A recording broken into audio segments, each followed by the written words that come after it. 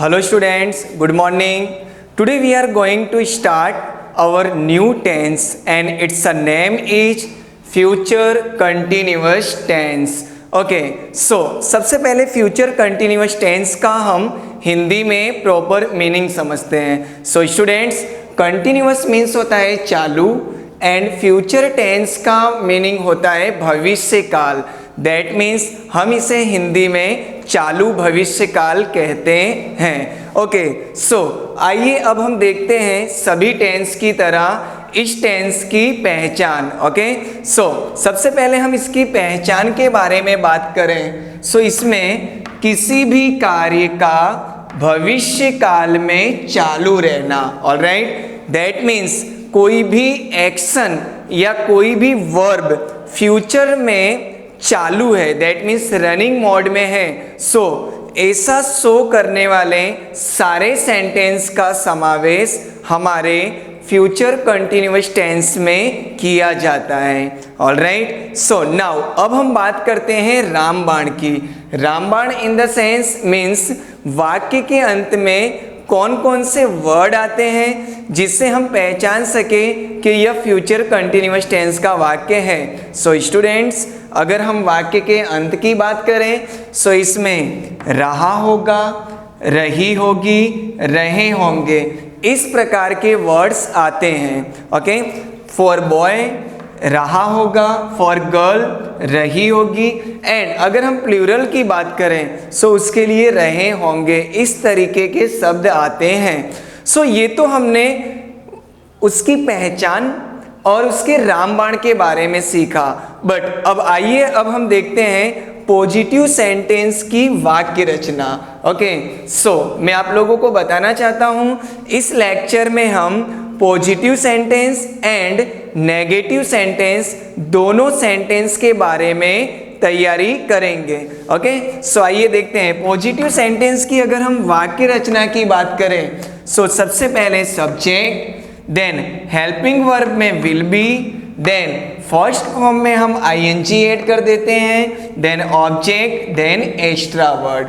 Alright, ऐसे भी मैंने पहले चर्चा की है कि कोई भी कंटिन्यूअस टेंस हो सो उसमें हम आईएनजी फॉर्म यूज करते हैं. और अगर हम हेल्पिंग वर्ब की बात करें सो इसमें हेल्पिंग वर्ब में क्या आता है, विल बी. ऑलराइट, सो अब इस पॉजिटिव सेंटेंस को समझने के लिए मैंने यहाँ पर एक एग्जाम्पल दिया है जिससे आप इसे अच्छे तरीके से समझ सके. सो आइए देखते हैं हम उस एग्जाम्पल को.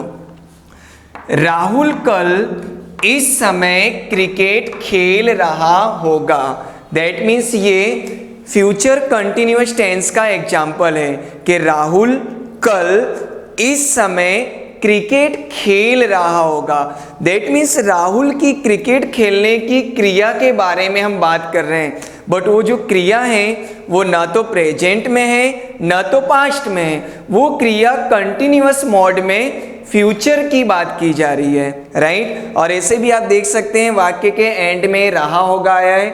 और अगर आप रामबाण के थ्रू नहीं, अगर आप पहचान की बात करें सो भी इसमें राहुल के क्रिकेट खेलने की जो क्रिया है, जो एक्शन है, वो फ्यूचर में चालू है. Alright, so this is future continuous tense. Okay student, now we will translate this sentence.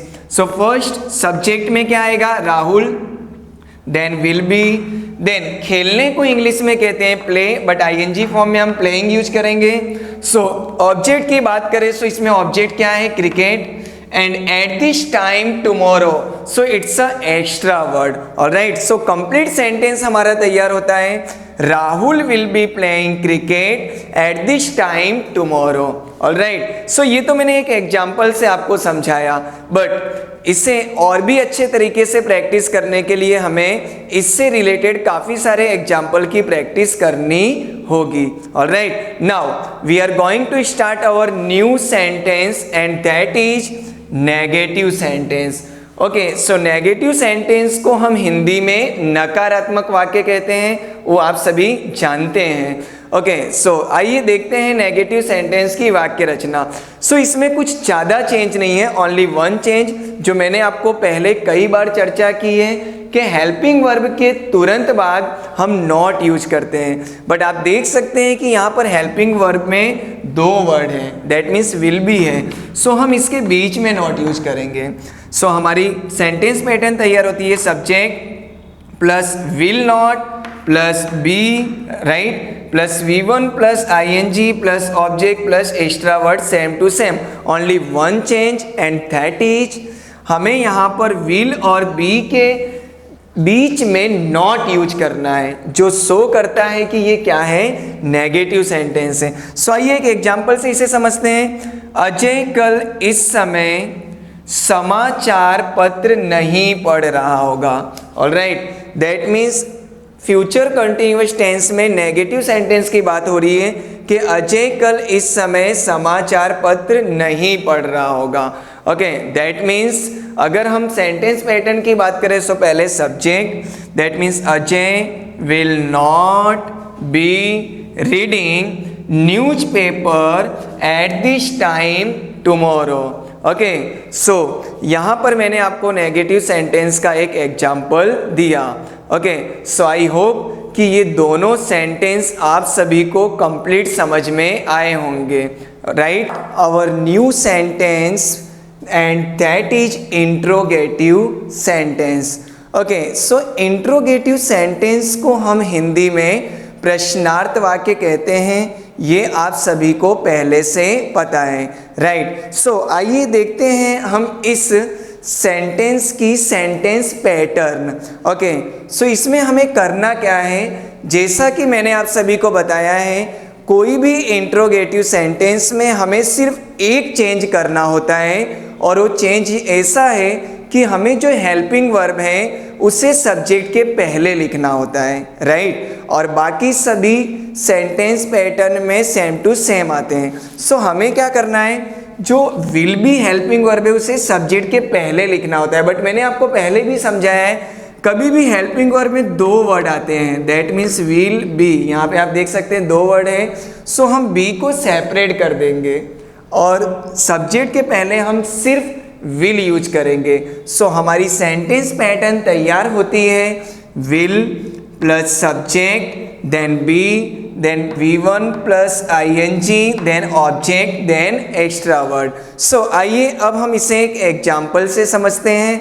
देखते हैं एग्जाम्पल में हमें कहा गया है, क्या वह कल इस समय क्रिकेट खेल रहा होगा। दैट मीन्स फ्यूचर की बात हो रही है, इन द सेंस कि कल इस समय क्या वह क्रिकेट खेल रहा होगा। दैट मीन्स हम सामने वाले से क्वेश्चन पूछ रहे हैं कि क्या कल वह इस समय क्रिकेट खेल रहा होगा। Right, so it's a interrogative sentence. Alright, so now first we will use will, then subject में वह है so he, then be, then play का क्या हो जाएगा प्लेइंग, देन ऑब्जेक्ट में क्रिकेट, देन एक्स्ट्रा वर्ड में आएगा at this time tomorrow. That means हमारा कंप्लीट सेंटेंस तैयार होता है, will he be playing cricket at this time tomorrow. Alright, so ये तो हमने एक सेंटेंस देखा। सो आइए एक और सेंटेंस से हम इसे और भी अच्छे से समझते हैं। So our next example is, क्या वह अपना काम कर रहा होगा। दैट मीन्स हम सामने वाले पर्सन से पूछ रहे हैं कि क्या वह कल अपना काम कर रहा होगा।